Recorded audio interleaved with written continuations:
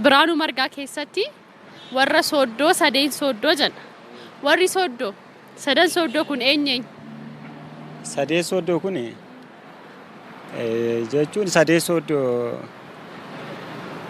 yaa'u isatti sirban hin beeku nandi. Waan natti mufjatti natti fakkaatee ture.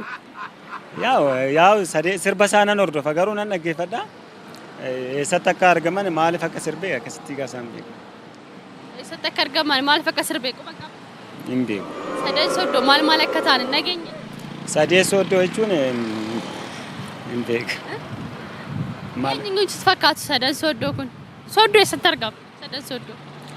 Sooddoo kun gara Guraagee natti. Gara Guraagee. Gara Dabuubii natti fakkaata. Dabuubii keessa natti fakkaata. Gara Guraagee, gara Dabuubii jetta. Kanaafuu sadan Sooddoo maal akka ta'an maqaa isaanii adda baastee hin beektu? Hin beeku.